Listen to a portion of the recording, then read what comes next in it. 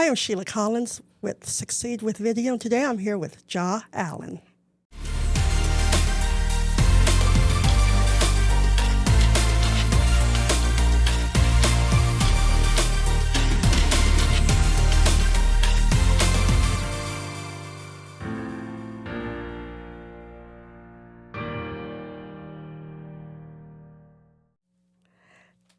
Today I want you to meet Jha Allen, content strategist, owner of Endless 8, a full-service digital marketing agency that works with community-driven businesses.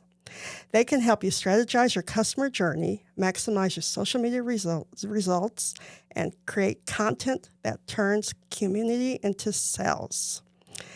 And before we start, I want to tell a little bit about how we met. We actually met at a networking event in the Heights. And when I go to networking events and there's quite a few people there, I will target in on only the people that I shouldn't say only, but on the people that I really want to meet, who catch my attention with their elevator speech, although I can't remember exactly your elevator speech, but I probably heard social media and content creators, so it caught my eye, and I went, afterwards, I made a beeline right to you. So that's how we met, and so I brought her in as a guest because she is an awesome social media content creator.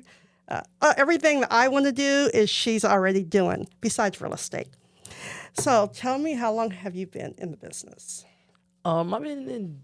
Thank you. Appreciate you having me on here, first of all. This is super dope. So I'm excited to be here. But I've been in digital marketing for the last 7 years. And creating content, I guess, the last 5 years.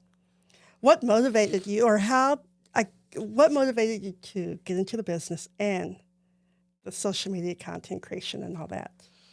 To be honest, I was in a multi-level marketing company about 7 years ago. Where you have to build a team, you recruit people, things like that.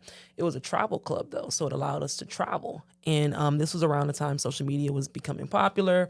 So we used social media in order to post pictures to get people interested into our travel club. So naturally, that's kind of what got me into social media, was posting, trying to get people to sign up for my travel club. But essentially, it kind of grew from there. So but now you have your own business, because Endless 8 is your actual own business where you're creating websites and content creation. All of the above. So full service. So we create social media content, websites, email marketing. We're a full service marketing agency. We focus primarily on website design and content strategy and social media management. So so obviously you're all about the content creation. How do you help other businesses? Like, what makes you different than other content creation management companies or anything like that? A big part that what makes us different is we're doing a lot of what we're telling our clients to do or helping them do. Mm-hmm. So when it comes to creating social media content, I create my own social media content, and I'm a creator myself. When it comes to producing a podcast, we have the podcast. When it comes to everything that we're telling clients they should be doing are things that we're actually doing. So it's that's what makes us different. I've found, and I've actually learned this from other people, that a lot of times marketing agencies aren't doing good marketing for themselves, but they're doing great marketing for their customers. So we try to do good marketing for ourselves as well. I feel like, to me, because I follow a lot of influence, around the country, and I feel like when it's kind of like when you go to and I know this is probably a bad example, like when you go to a barber, right? You go or a hairdresser, and you look at them, and their hair is not the best, but they're doing wonderful work. But I will judge, a hairdresser by that, right? And I will. And same with marketing. I think a lot of people will say, I'm a content creator, I'm this, I'm that, and you go on their social media and there's nothing going on there. Right. So, I wonder, how are they getting their business? But, I don't know. I've never really met someone like that, but I've seen it, in the industry. So, I was gonna say a lot of times, you're still what's changing now, but prior to kind of social media and just clients actually finding other marketers or marketing online, you didn't necessarily need a presence as a marketing company. You kind of had a portfolio, which was good. Like, oh, let me see a portfolio, which they still want to see a portfolio and what you can do for other people. But it's kind of just an added bonus when you're actually doing it for yourself and you're doing it for someone else. It kind of just adds on to your experience. Well, I know when I work with people, I will go follow them on social media, right? Just like as soon as we met, I think I started following you, and I mean, I watch everything you do, all your videos, and they're really relatable. Because you'll be eating pizza, and you're eating dinner, and you're going to give a tip, or you're going to tell us what we need to be doing, which I really like, because everything you're telling us to do, it's all doable, and we just have to make the time, and connecting with those right people like you will help us to do that. So being a part of an MLM, which obviously that was for someone else, right? Yeah. So was it a big transition to start your own business? A little bit, not really though, because MLM, it's for someone else, but you have to like build your own team, get all this stuff yourself. So it's funny because it is for someone else, but you kind of like build your own business for someone else, which is an interesting way to think about it. So I don't think the transition was. I actually like that I was in the MLM first and then started my own business. It made more sense that way, at least for me.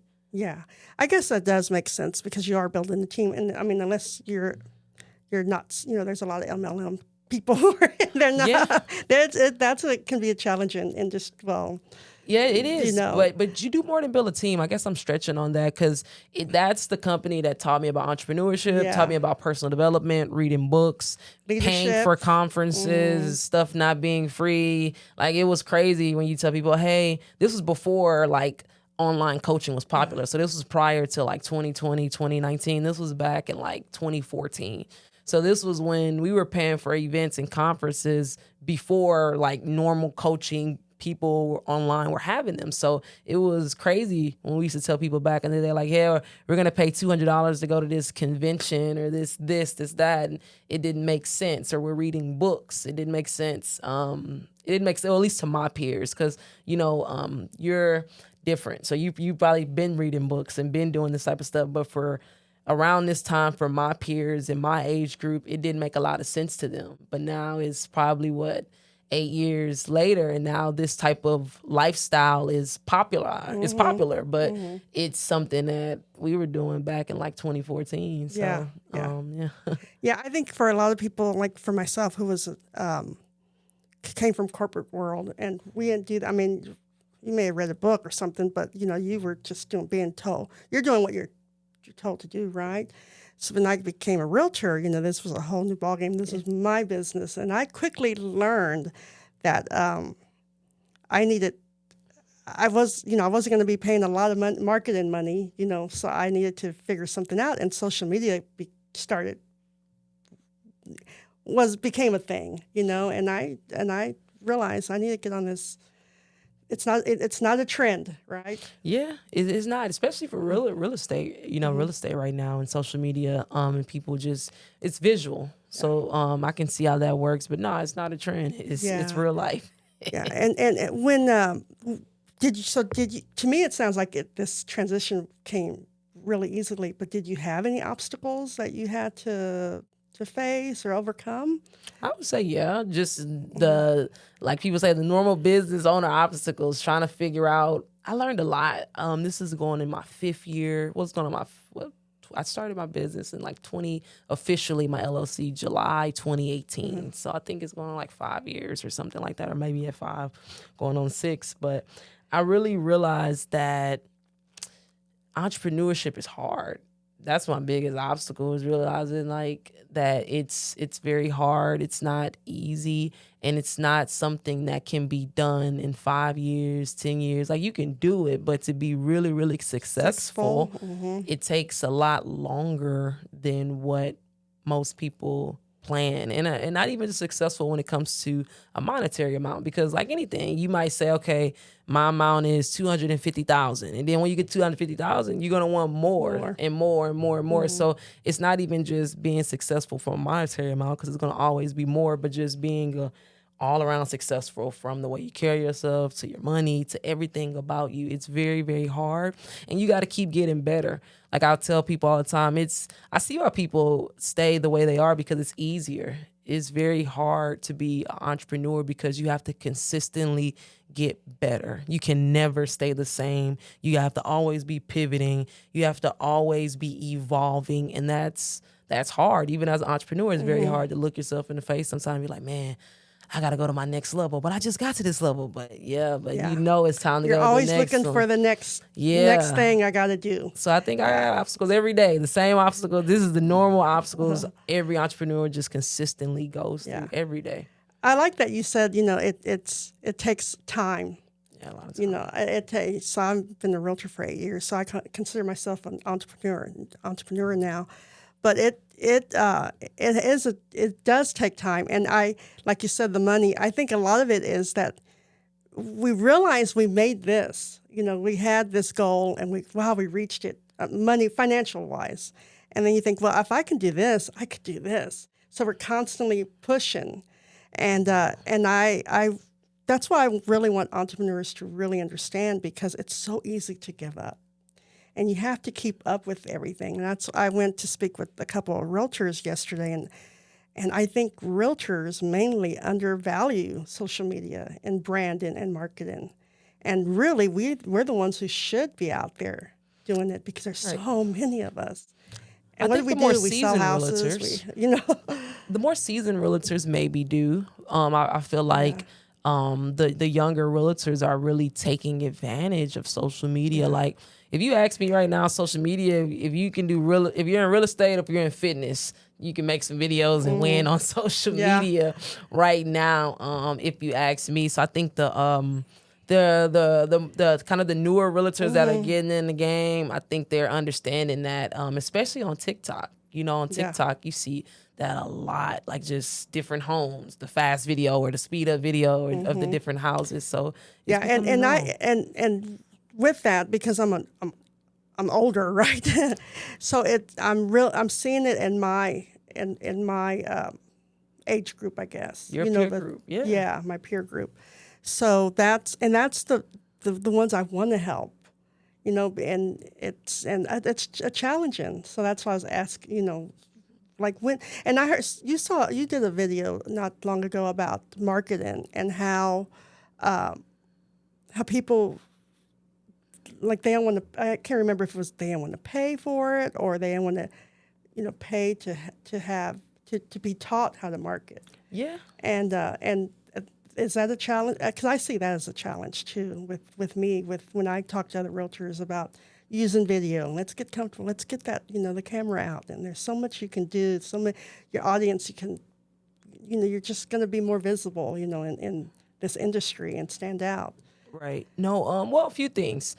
One, we should have an event. You got realtors that want to learn about content. Definitely down to do an event with them.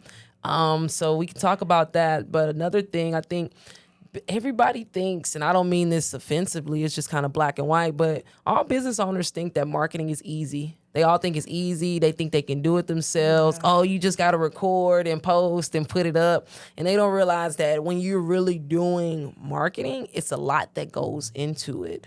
So I would say it's a number of things. A lot of people don't want to pay for marketing. And then when they think marketing, they just think, oh, social media. They think they're not thinking about it holistically and what it can really do for their brand, at least the smaller business owners. So a lot of them, sometimes they don't want to pay for it because they don't understand the value, because they're looking at kids going viral on TikTok and not realizing that you might think it's just kids just posting something, but that kid might have a whole strategy behind this. I go to their page and they got all kind of stuff going. Yeah. So I think that they're valuing it, but they're valuing it from a perspective of they're not putting respect on it. It's almost like, oh, like that was supposed to happen. Like, you don't just post a video and go viral. As much as people want to think, oh, it's easy or whatever, it's not easy as you think it is to just, be popular and go viral on social. Yeah, you can do it once, maybe even twice, but I'm talking about consistently.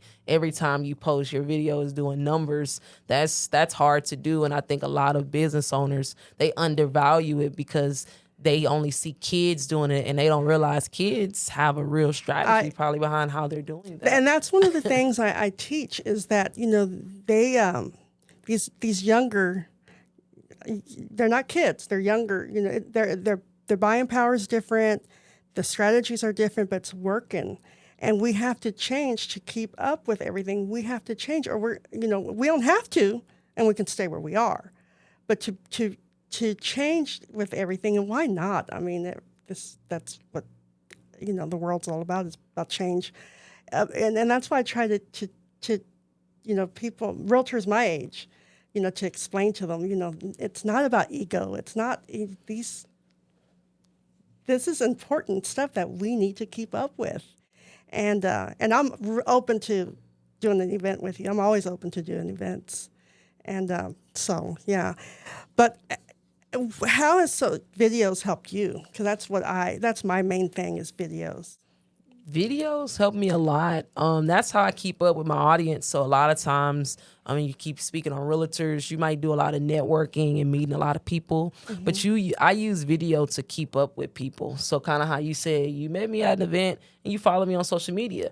You may not have remembered me if I didn't post consistently on social media. Yeah, probably not. You would have just met me at social media. So I use video. Video is a great follow-up tool to after you're meeting someone, or for if they've never met you before, them just kind of getting to know you, your mannerisms, the things that you do in the video, things that you might say, the way you might carry yourself. It's just all type of little things. It even might be something you got hanging up in the back of you that shows your personality. Like all these little things that people can pick up on video that allows them to know you better. Or if they already know you, it's a really, really good way to stay following up with people without directly contacting them. A lot of times business owners, they suck at the follow-up. And the fortune is in the follow-up. Yes, but exactly. But nowadays you don't have to hit somebody up to follow up. Just keep posting and you're going to come up on their timeline. And that's my follow-up. I agree with that.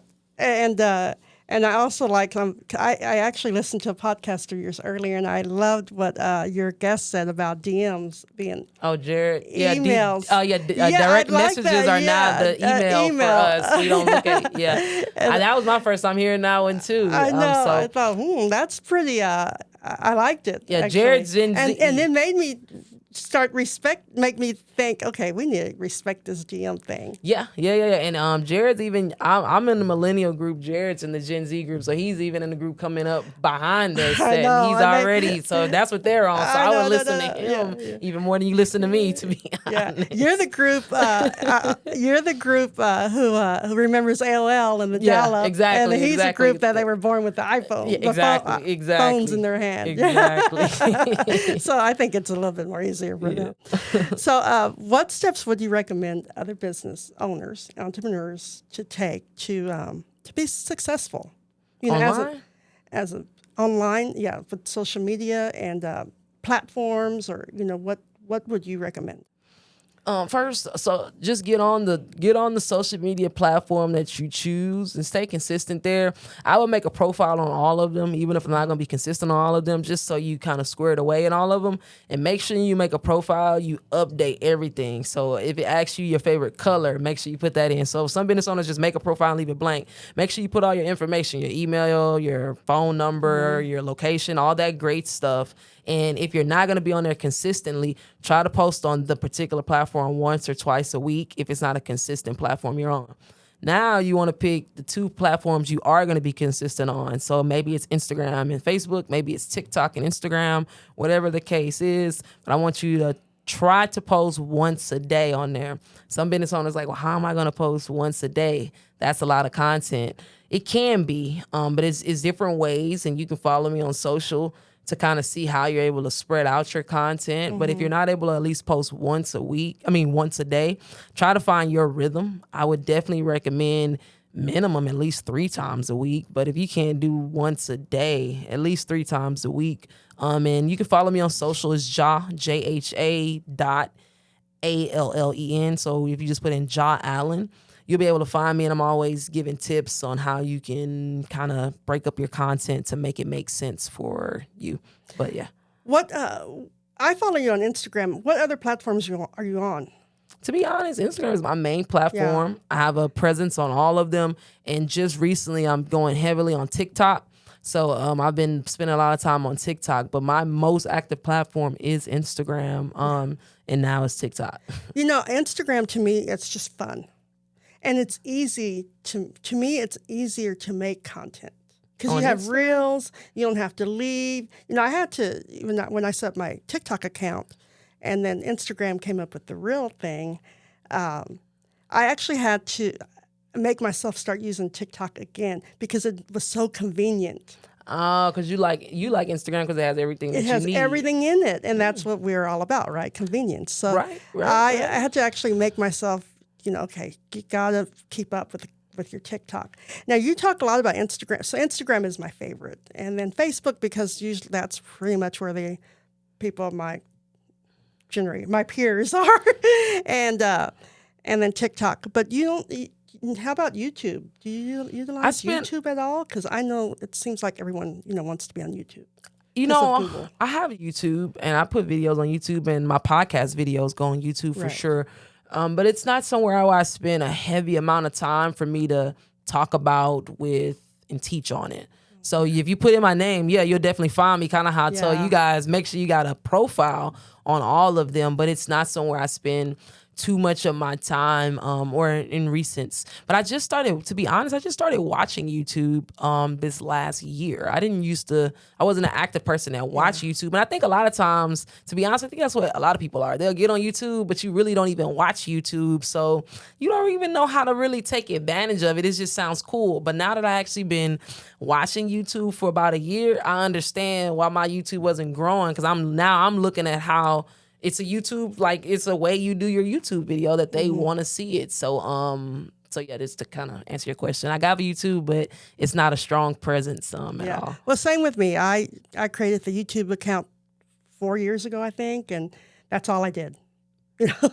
So now I'm starting the podcast and everything. Of course, I'll have to, and I have enough videos, but my videos were never long because I wanted everything to be kind of short and simple. YouTube has shorts now. And now they have shorts. So I think YouTube is getting easier. I think they're just adapting. Yeah, they're just adapting. They want to be like another social media, but I feel like YouTube, it'll still always be for a certain person. Yeah. Like it'll never be an Instagram. It'll never be a TikTok. It'll always be if you're a YouTuber, then you'll be there type of thing. Yeah. I just can't watch some of these long videos. I mean, even if they're, I don't know. I know that a lot of people, they just turn the video on and they're doing their daily thing, and people get into that. Yeah, that's somebody that's how I was. I didn't watch YouTube, so it was hard for me again to become popular or known somewhere if you're not hanging out there. So you don't know kind of the same, I guess you don't know the format, the etiquette for YouTube. But now that I'm spending a lot of time there, I'm seeing how people, because I was like that too, like how people might watch somebody video for an hour. Or an hour, Now I find certain people that I like, and I'm able to I see how they do their video. Like they might sit there for a minute and they'll do something with the camera, a transition, or they'll be outside, they'll change it up. So I learned the YouTube etiquette for how you can get someone to sit there for an hour. I know. A video. These people are, she's just cleaning her house. And exactly. But she might be cleaning. Washing her house, the car, and cleaning and talking, and it's funny, people be on there, they'll do makeup, like murder and makeup is a really thing on YouTube, where they just sitting there talking about murder and mystery, but they're doing their makeup. So that added thing allows somebody to almost sit there, and then I notice what they'll do really, it's very personal. You starting a real community. So on YouTube, if your videos are long, is because you have a community. You're personal with them. They probably know about you. They know your kids. They know different things that allows them to want to indulge that hour because they like a part of your life. But that's also too, that's a different type of YouTube, I feel like, because it's less more of a blog. You can have a different types of YouTube channels. So it's more of a vlog. Yeah, you're right. And I know that the YouTube, it's like for me, I know a lot of the voices because my grandkids watch YouTube. I mean, they watch it on TV. They just connect it. And I hear the voices from these animated games that they're watching. and they're watching it, paying it, and I think the voices have a lot to do with it. I don't know if they're animated or what they're doing but I think that keeps your attention. I'm thinking that's why these kids like it too. I think it's that, but I also think it's like it's iPads and iPhones. Like growing up, they don't need a TV. So No, YouTube is the TV. So it was kind of the same way we would go and turn on the TV. It's the same thing for them. I feel like with YouTube, it's normal. It's like that's like when you growing up, you went in a house and you turn on the TV. They get their phone and turn on YouTube. That's their TV. So I think it might be the voices, but I think it's also too. This is just normal for us. This is their normal. This is just what we do. Yeah. So they don't need cable. Nah. Are there any last minute tips, advice that you would give to an entrepreneur who is undervaluing, this social media thing, this video thing? Yeah, I say get with it, even if you aren't the person that gets on camera, you can always get somebody else on camera on your team. You can be kind of incognito and not show your face, but show what you're doing. But I would definitely say just start producing some type of content. Get with the program. It isn't a fad. It isn't going anywhere. And the good thing about when you at least create content, you don't have to post it. So just record the video. And even if you don't post it, just kind of have it in your arsenal. Because maybe one day you'll get brave enough and want to actually post content. So at least you'll have it on hand to do so. Get brave enough. Yeah. Hey, I used to not even watch my videos. Yeah, see? So yeah, just record it. And, I knew I watched it. I wasn't going to post it. So but you kept it though. I kept doing it. Yeah. Are there any projects you're working on that you want to share? Oh, definitely. So I'm creating a community right now. It's a marketing community for small business owners specifically, where we'll get on once a week and we'll talk about a different marketing strategy, technique, or tactic that you can use. So something like 1 week we might talk about social media, the next week we might talk about websites, the next week we might talk about email. So every week it'll be a different topic, and that'll be for an hour. And then the other hour of the call will be for you to ask any type of burning questions. So I found that a lot of times with business owners, they can't afford somebody consistently to be their personal marketer, but they always have questions like, hey, how do I hook my Shopify site up with my Instagram? Or how do I set up an email and create a subscription list? All those type of questions that you usually have, you can hop on the call, submit those questions, and we can answer those questions. And you can come back every single week with a different one if you have one. It's a membership, but it's not out yet. So just follow me on social media. And within the next, I would say 2 weeks, my goal is it'll be out, and it'll be for business owners just to consistently stay up to date with marketing.